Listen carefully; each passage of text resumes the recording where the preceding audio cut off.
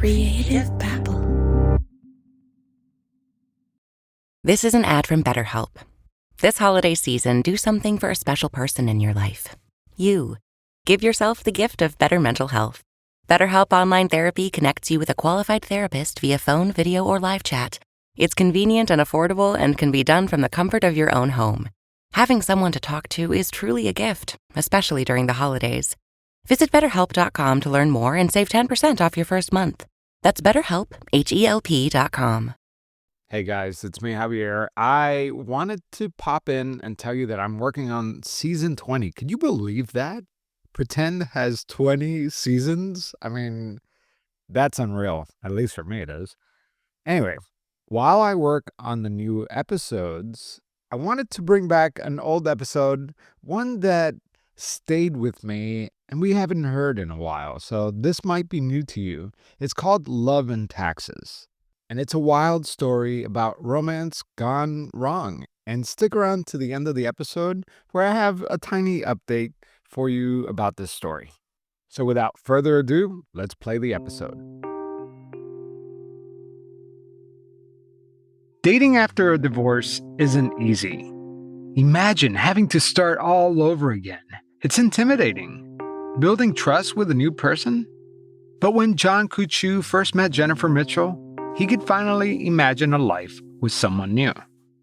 So I met Jen on Match.com. It was great. Yeah, we were telling our divorce war story. She was in the process of going through her divorce. So it was we were getting along that way. We used to see each other every single Friday, but we talked every single day. She'd call me. I get a text. Are you available at 6? Absolutely. We talked till 7:30, 2 hours a day, every day for 2.5 years. They were there for each other, even during the bumpy times. Taxes were coming up, and she goes, I can totally take care of your taxes for you. At the time, Jen was running a chiropractor's office doing administrative work. She told John that she does her boss's taxes every year, and you know what? She could just take care of his as well. And I'm like, that'd be amazing. I go, I have some stuff where I owe back taxes. She goes, don't worry about it. I'll go in, I'll get you an offer in compromise. I'll take care of the taxes. We're good to go. I was like, all right, beautiful. As you can imagine, this is when things start going south. So I guess she was having some problems with them, and they kept coming back. The taxes keep coming back. She tried 6 or 7 times. So she said that she's working with the IRS to get me an offer in compromise and for me to be patient because it takes 45 days. I go, absolutely. Eventually, John got impatient. I'm just going to call the IRS, and I'll just take care of this for myself. I stayed on the phone for 4 hours with the IRS. When I got through to them, they were like, yeah, none of your stuff, you haven't filed for 2021. I'm like, what? There were 2 years that I guess didn't get filed. So I don't know on those 2 years, but there was $7,000 that was outstanding. Wait a minute. So Jen said that she was taking care of John's taxes? Why weren't his taxes being filed with the IRS? Something was fishy. So John started digging. But when I talked to the IRS, she told me I was looking at about $80,000. John owed the IRS $80,000. It turns out there's much more to the story. And John says that he isn't the only one who's been swindled by Jennifer Mitchell's bizarre scam. In today's episode, we're talking about 2 things that are never straightforward: love and taxes. I'm Javier Leiva, and this is Pretend. Stories about real people pretending to be someone else.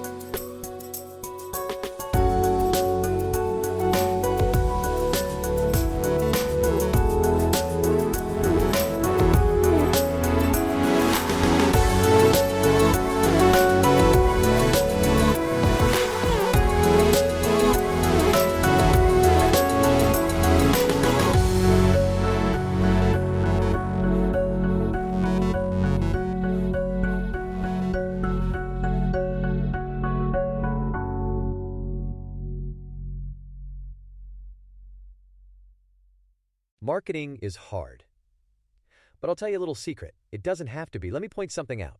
You're listening to a podcast right now, and it's great. You love the host. You seek it out and download it. You listen to it while driving, working out, cooking, even going to the bathroom. Podcasts are a pretty close companion. And this is a podcast ad. Did I get your attention? You can reach great listeners like yourself with podcast advertising from Libsyn Ads. Choose from hundreds of top podcasts offering host endorsements, or run a pre-produced ad like this one across thousands of shows to reach your target audience in their favorite podcasts with Libsyn Ads. Go to libsynads.com, that's Libsyn, ads.com today. Marketing is hard. But I'll tell you a little secret. It doesn't have to be. Let me point something out. You're listening to a podcast right now, and it's great. You love the host. You seek it out and download it. You listen to it while driving, working out, cooking, even going to the bathroom. Podcasts are a pretty close companion. And this is a podcast ad. Did I get your attention? You can reach great listeners like yourself with podcast advertising from Libsyn Ads. Choose from hundreds of top podcasts offering host endorsements, or run a pre-produced ad like this one across thousands of shows to reach your target audience in their favorite podcasts with Libsyn Ads. Go to libsynads.com, that's Libsyn, ads.com today.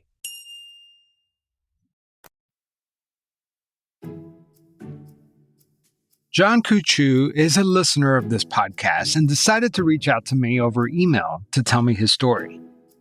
I want you to clarify something, because in your email you said your girlfriend. I'm assuming you guys have broken up. Yes. Okay. Yeah, as of Monday. I was like, I don't even know what the heck happened, but it doesn't sound like a healthy relationship.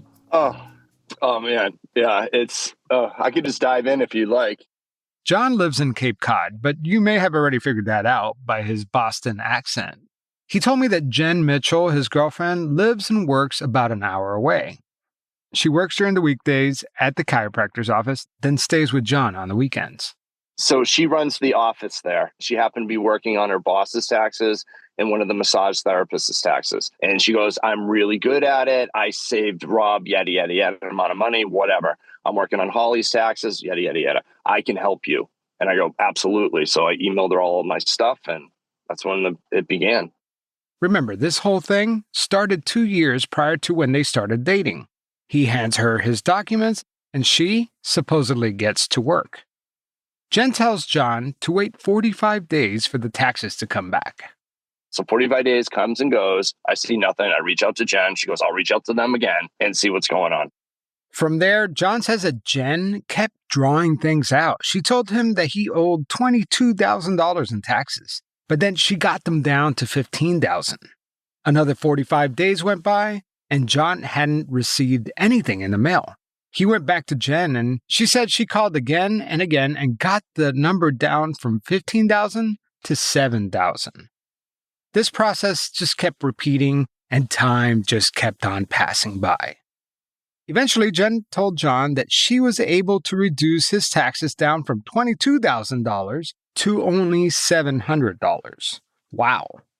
She kept dropping it down to $700, which she said she went into Boston at that point, met an IRS agent. They became friendly. They actually offered her a job, and the woman gave her her personal stuff. So she started working with this lady personally on my IRS stuff. None of this is real, right? None of it's real. Okay. Never in his wildest dreams did John think that his girlfriend could pull something on him, but something wasn't right. He wants answers, so like I mentioned earlier, John decided to reach out to the IRS agent himself. So the whole time for the past 22 months, I've been getting emails, text messages. Oh, your 2 checks will be deposited into your account on Tuesday, yada, yada, yada. Oh, by the way, these messages were from the IRS agent that Jen befriended. And Tuesday would come and go. I'd never see anything. But this IRS agent was full of excuses. Oh, our systems were down from 9 to 3. Sorry about that. It should be in there by Thursday. 22 months of that, constant. And I have all that documented. Very bizarre. But remember, the taxes wasn't the focal point of their relationship. It was just something happening in the background. For the most part, John and Jen were really happy together, and they decided to take their relationship to the next level. She goes, would you ever move off Cape Cod? And I go, absolutely. And she goes, would you consider us maybe buying a house together? And she would keep her house on the South Shore because her kids are in school there. And then I could come down on the weekends and summers and all that fun stuff. I'm like, that's amazing. And while this is going on, we talked about buying a house together. So we started looking at homes. And the first one we found, it was perfect. We were supposed to close last Saturday. I had my truck packed. I thought I was moving in. she was running a real estate thing on me at the same exact time. There was no house. There was no deal. There was no house, nothing. And there was no IRS agent either. John says that there were all kinds of characters created by Jen. But why? Why would she do all this? Well, we'll get into that in a bit. At the time, John says he thought they were house shopping. They even had a real estate agent named Lori Dickey. But for some reason, he could never get a hold of this realtor. And then excuses came up. It was like, oh, I only work part-time. I'm doing a lot of closings, yada, yada, yada. So John was strung along for a couple of months. And then supposedly that realtor got back to Jen and said that the house is infested with rats. Whatever, let's move on to the next property. So then Jen found a new realtor, and then the process started all over again. We found a property, a fixer-upper on the South Shore again. And again, excuses. The homeowner fell down some stairs, broke his hip. He can't show the house, can't do this, all this fun stuff. Can you wait until the holidays pass and we can talk about it after the first of the year? So we do that. We call him up. The listing agent's wife died of COVID. So can we wait a couple more weeks? Absolutely. Then, apparently, the realtor liked the listing so much that she decided to buy the house herself. Jen and John even filed an ethics violation on the real estate agent for stealing the listing out from under them. Then, house number 3. Jen went to check out the listing herself in person. The homeowners come out. The homeowner and the realtor get in a screaming, almost fist fight. You get the point. They would close on one house, and then something crazy happened every time. So there were 10 different excuses. We had one where the attorney's kid got hit with a hockey puck going 70 miles an hour. There was one, I know, right? I was like, how do we know how fast the hockey puck was going? You know what I mean, really? And there was another one where the lawyer was taking a boat to Nantucket. She got vertigo. So it was just, and then 2 of them were Jen getting COVID. Apparently, the realtor's dad took a fall and died too. But they finally found the house. We found a place in Bourne, which is on Cape Cod. While John and his daughter from another marriage were standing outside of this house, Jen asked him if she could go back in and put in an offer. I go, yeah, I'm into it. This would be great. So she went back in to the house. So at that moment, when she went in to talk to the realtor, that's when she told the realtor that my daughter was sick and that we weren't looking right now. And she comes back out to me and says, she accepted our offer. Let's go get ice cream. That's a horrible, you got a sweet little girl and it's a horrible thing to do. Like sick, right? Sick. Yeah. Mm-hmm. Like I got to focus on her. She's sick. According to John, Jen basically sabotaged the whole thing. But John didn't know that. He thought that they found the house and he was getting ready to move in. We were supposed to close July 11th of that year. It was all under her name. Okay. So she said, Joe, I'll buy it. And then, I'll still live on the South Shore, but I'll come down on the weekends and then you move in and, But that's how we'll work it. Did you give her any money for the down payment on the house? No. We were waiting until the closing to come up with money. It wasn't going to be your house. It was going to be her house. Yeah, it was going to be her house at that point, and then 6 months down the road, we were going to refi and then put me on it. So I was working on building my credit. Mm-hmm. You know what I mean? So I didn't want to drag her down because supposedly she has perfect credit. John says that Jen even made up a closing attorney named Lisa Still. And surprise, surprise, this meeting was also canceled. John's world is starting to crumble around him. He called the closing attorney, and it turns out that she never even had a meeting scheduled with Jen, and that she doesn't even practice real estate law anymore. If the closing attorney was made up, was the real estate agent fake too? So I asked my realtor all these questions I just said to you, and she goes, none of that is true. So when Jen was... actual realtor that you met. Oh, yeah. This realtor, the one who is surrounded by this mysterious string of deaths, well, she was real. She definitely exists, and her name really is Lori Dickey. So I reached out to her. I'm like, Jennifer Mitchell? I don't even recall a Jennifer Mitchell. So I had to go back and do a little investigating. And I'm like, oh, that was Jennifer. Jen Mitchell was using her maiden name, Jen Spano. You never sold her a house or Anything like that? No. We were in talks of offer on the property, but it never came to fruition. There was never an offer signed, never money turned over, nothing like that. Lori told me that Jen and John were interested in putting in an offer, but it just didn't work out. When John ever told me, he's like, yeah, she said she bought it or was going to buy it. I'm like, I have no idea what you're talking about. That deal is dead a long time ago with you guys. I guess she took advantage of him or something. So now we got this tax scheme and this real estate fraud. Lori Dickey had no idea that any of this was happening. I would tell John various stories that the realtor and others were experiencing tragedies and deaths in their lives, so the home inspection and closing date kept needing to be changed. Did you experience any deaths or like life-changing moments that would have prevented you from selling them this house? No, but the other side of the coin is that she told me, hey, listen, John's going through something with his daughter. She's on drugs, blah, blah. He doesn't really want to deal with this. So any communication you have, just direct it to me. Don't reach out to John at this time.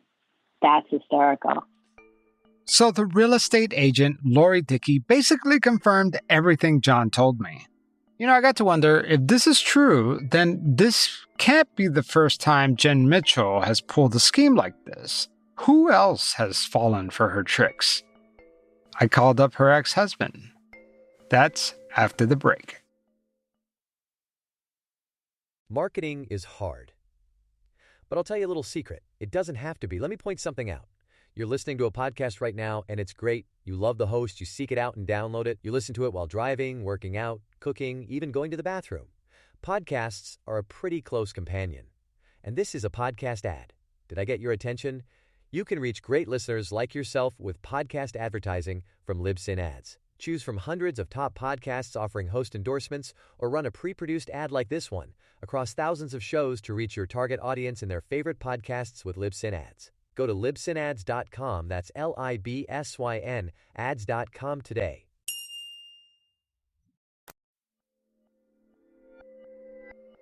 John Coutu contacted me because he wanted the world to know what his ex-girlfriend Jen Mitchell did to him. But what I wanted to know was, has she lied like this before?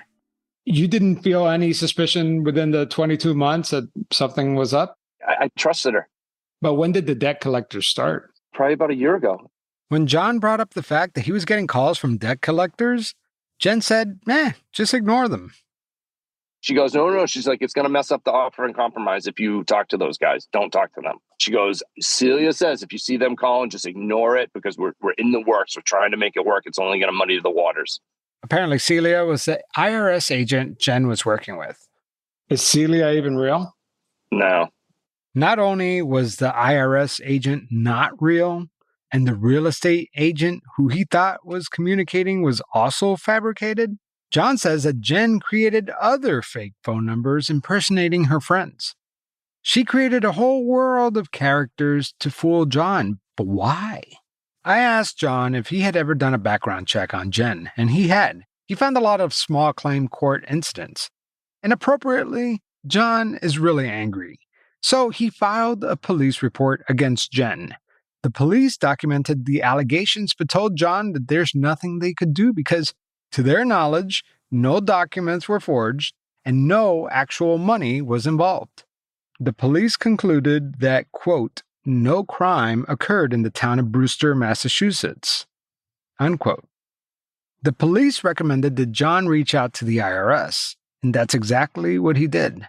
John got in touch with the IRS, yes, the real IRS, and they assigned a special agent with the Treasury Inspector General for Tax Administration. And I've seen the emails, and it checks out. This is a real federal agent who is looking into the case. If the IRS charges Jen with fraud, well, this little joke of hers could have some serious consequences. As of today, John has had several meetings with the special agent in charge, and it appears that they're taking this case very seriously. But again, why would she go through all this trouble just to fool John? I asked John if there were any other signs that he missed along the way. What about little things? Does she lie about the little things? Yeah. She would make appointments and then just cancel them for random reasons. COVID this, COVID that, our son has strep throat. She would tell people in her life that John's mom was sick. I'm so sorry to hear about your mom. Jen told us she's been sick. And I'm like, no, my mom's fine. That she paid for goods and services that she hadn't actually paid for. Jen was adamant to tell me that she paid in full. Irene was like, I haven't seen a nickel out of her. So it's everything. I think at this point, it'd be more difficult for me to find out what's actually true. I would just assume everything out of her mouth is a lie. And like I said earlier, I started to wonder if anyone else in Jen's life has similar accusations. Because if she lied to John, then she must have lied to other people in her life too, right? Jen has 2 sons, a 13-year-old and a 19-year-old. John says that they both had a rough time growing up. They're very emotionally damaged. This 13-year-old, oh man, I just feel bad for this kid. So any little thing, he just breaks down and has a complete emotional breakdown. I feel bad for him. And then the other one is 19 and he thinks you owe him the world. John told me about Jen's ex-husband too. At least the one ex-husband he knew about. I want to talk to the ex-husband. No, oh, yeah. Yeah, his name's Matthew Spano, yeah. She has supposedly a restraining order on him because she was being nervous about him. And he has a severe drinking problem, so the courts made him stop drinking. So he proceeded to get shit-faced at a party and was groping an underage girl. So according to Jen, at this party, the girl's father was there and Jen's ex-husband, Matthew, got into a fight with this guy. And according to Jen, he even pulled a gun on him and went to jail for 3 months. I know, right? When he gets out of jail, he's now deemed a sex offender, level 3 sex offender, she says. Oh, but we could easily look that up. That I looked up, and I can't find it anywhere. Because it's bullshit. When I checked for Matthew in the sexual offenders registry, I could not find him on the list. So I gave Matthew a call. Hey, Matthew, can you hear me now? Yes, I can hear you now. I asked Matthew if he still keeps in touch with Jen. I maybe message we message like once a week. After how many years has this been since you split up? About 5. We're still going through the divorce. She's been saying that she went and filed for it for years now, and she lied, and I caught her in it. I didn't tell her I caught it.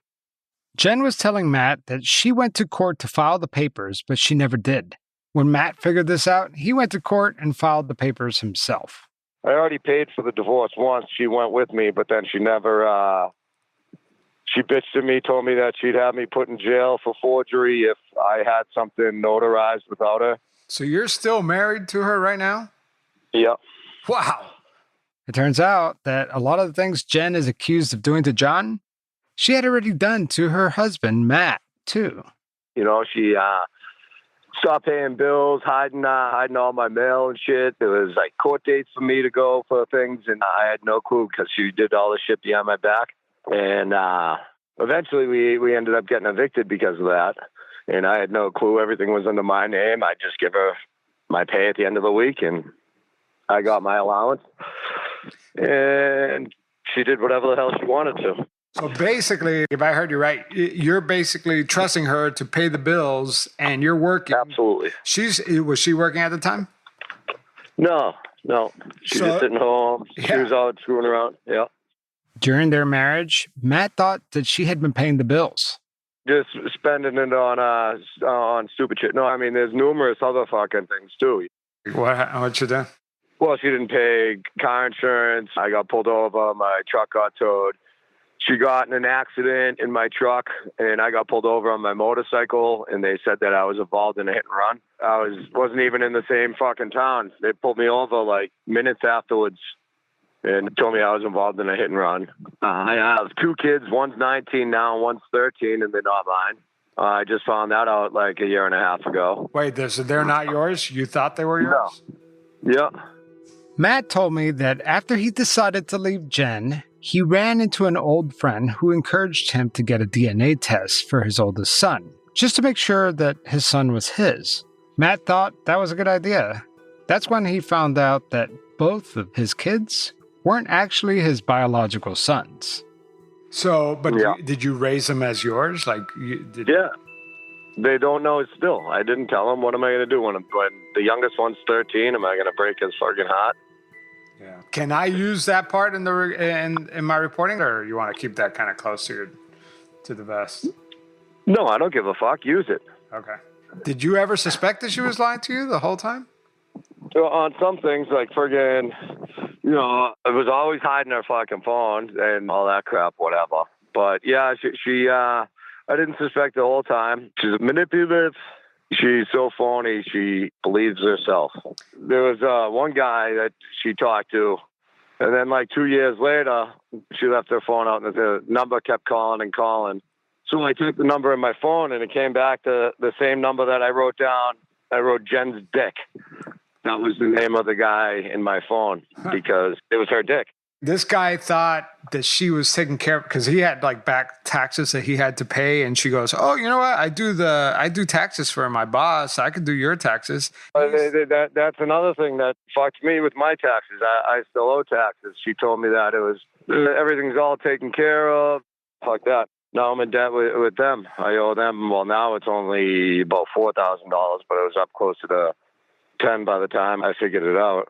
So what? She was doing your taxes and doing the same exact thing?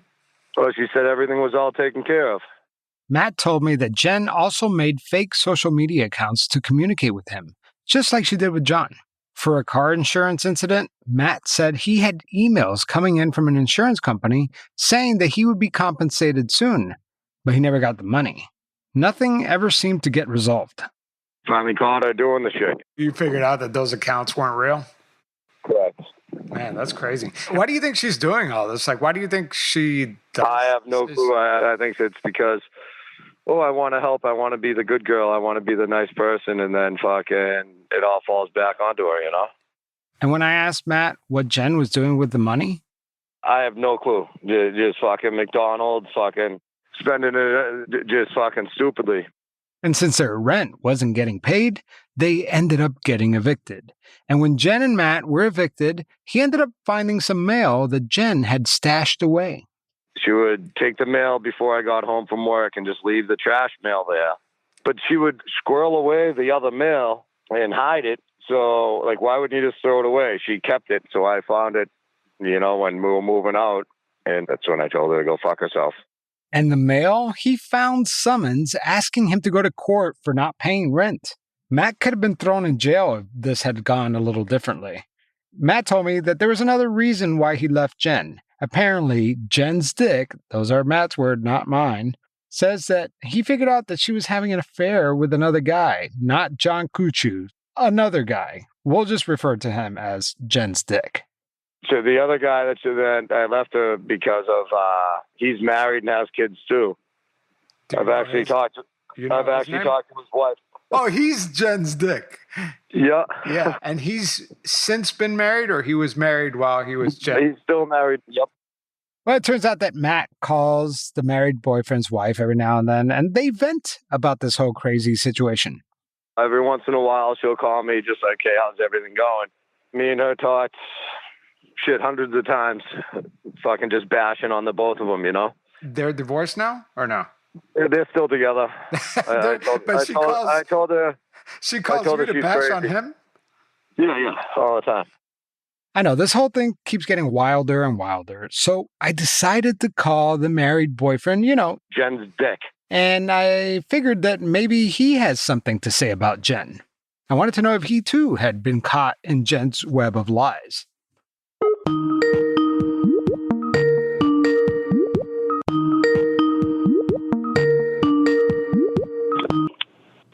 Hello. Hey, it's Javier. You called me. What's going on? Oh, yeah. I filled him in on everything that Matt and John told me about being ripped off. And so I wanted to kind of check with you, like, have you heard stories like this, or is this? No, I haven't heard. He denies any of these wild accusations about Jen.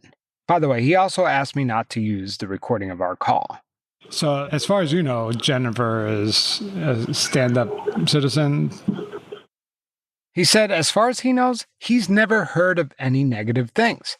He ended the call by saying good luck with my story. He said it sounded like a lot of drama and he didn't want any part of it. As of now, it's unclear as to whether he and Jen are still romantically involved. If they are, it's understandable why he wouldn't want to say anything negative. But he's right about one thing. I wanted to get the facts straight.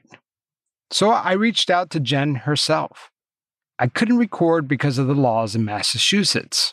I'm a reporter working on a story, but I don't ever want to work on a story without talking to the person. I've had two separate people tell me that you kind of ripped them off, you did their taxes, and you weren't actually doing their taxes, and now they're in trouble with the IRS. Jen told me that she had no idea what I was talking about. She says she's a mom of two and would never screw anyone over. Then she told me not to call again because she had no idea who I was. She was pretty quick to get off the phone. And that's it. That's all I got from Jen. After that, I gave John Coutu a call back. Really? She just denied everything? Mm-hmm. Yep. Wow. Yeah, but basically, that was her only answer. It's like, I don't know who you are. I don't know what you're talking about. Really? Huh. I said, I've spoken to multiple guys who have said that you screwed them over. And why do you, if it's a lie, if you don't know what I'm talking about, why do you think they're coming after you like this? She's like, I have no idea. Really? Yeah. Wow. Wow. Oh, wow. She's unbelievable. She's unbelievable. But she did sound a little rattled, I have to say. It's not hard to see the pattern, though. If what John told me is true, and what Matt told me is true, then Jen Mitchell may have done this to other people and could still be doing it now. If this is true, then we have a serial con artist on our hands. Yes, a serial con artist, liar, cheat. Dare I say she's criminal? But that's the thing. According to police, Jen didn't commit a crime. All she's guilty of is misleading a bunch of dudes. But what's her motivation? I told John Coutu that I ended up calling Jen's ex-husband, Matt, to tell him what I learned. Hey, got off the phone with Matt. No shit. Yeah. He was just same story as you. Really? Yeah. So basically, he almost got evicted because he was working, giving her money, thinking she's paying the rent. And meanwhile, they're getting court summons for their eviction, and he had no idea. Like, no clue. No.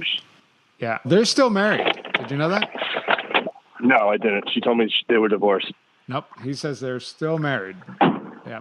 No shit. And he says that the kids, he did a DNA test. They're not even his. Are you fucking kidding me? Nope. That's what he said. Apparently, John didn't even know Jen was still married to Matt while he was dating her. He had to find out from me. Matt and I discussed the DNA test Matthew had on Jen's two sons. So the kids aren't even his? Nope. That is blowing my mind, man. So crazy. Oh my God. And to your knowledge, you thought they were divorced. She told me they got divorced in 2019. Well, so the whole time she was married. Yeah. God, I would love to talk to him. Yeah, I could put you guys in touch. I could reach out and let him know. So I connected Matt and John, and they had a call and compared war stories. It turns out Jen's exes have a lot in common, but these guys have never actually spoken to one another. John Coutu called me and told me about their call. He told me about his two kids aren't his. I guess the DNA came back, and it's two different guys. Wow. And it was two different dudes. Different guys. Wow. Two different guys. He says he's spent over $180,000 in child support over the years. Wow. And she knew. She knew the whole time. So she scammed him out of all this money right there. And they weren't even his kids. And then Matt was saying that when they would go anywhere, she was always texting with somebody named Joanne from work. But Joanne was really Jen's dick. The third guy. Yeah. And I noticed when she was with me, she was always texting with somebody named Holly from her work. Do you think Holly it was some other dude? I do now. Now I do. Absolutely. 100%. So what now? These two guys are pissed and they want answers. But Jen, well, she had one last surprise. She told them that she was diagnosed with cancer. So tell me about this cancer thing. I don't think it's real unless karma is kicking her in the ass. That'd be the only reason it would be real. He said it's only real if karma is kicking her in the ass. John said that Jen would fake illnesses often while they were together. Once, she even sent him photos of her being treated for COVID in a hospital. The stock photos of an empty hospital. It was weird. Yeah, it was real. I go, why is nobody there? Because you're just full of baloney. What's going on with you, man? Any updates? John told me that he's actually redone his taxes with an actual professional. He's filed them with the IRS, and he only owes $8,000. So he sees the light at the end of the tunnel. And he actually was able to get his old home back, so he's not out living out in the streets. He's also still in contact with that IRS special agent who's looking into the case, and it sounds like they're investigating Jen for tax fraud. He says he has the proof. He goes, the proof that you've given me is clear case of fraud. It's refreshing to chat with somebody because he's a type of an authority figure. I called up John Coutu one last time just to check in on him and see how he's doing. And it looks like he may have found somebody new. He said he finally got a break and is in a really healthy relationship. He said one thing's for sure. He's going to be doing his own taxes from now on. All right, that was Love and Taxes. It was a really wild episode. I have a small update for you. I checked in with John Coutu just to see how everything was going, and this is what he had to say. He said, "Hey man, I've been pretty good. I haven't heard a word from her since the release of the podcast, and I'm dying to know if she's heard it. She just straight up disappeared. I do get some strange texts now and again. Not sure if it's her. I guess no news is good news." All right, so that's it for today's episode. We'll be back next week with a pretend Christmas episode. And I have some surprises, some collaborations with some podcasts that you might listen to. So stay tuned for that. In the meantime, take care of yourselves, and thank you so much for supporting the show. We'll talk next week.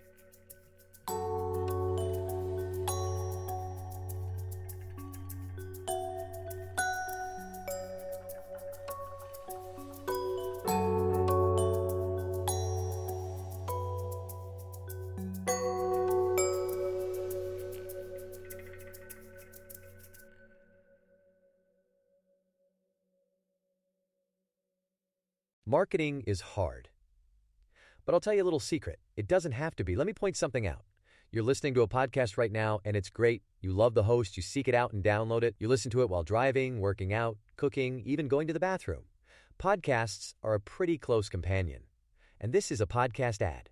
Did I get your attention?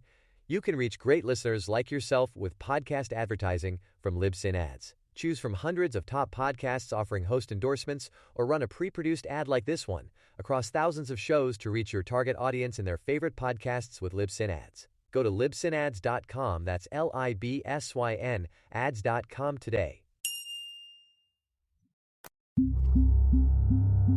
Creative Babble.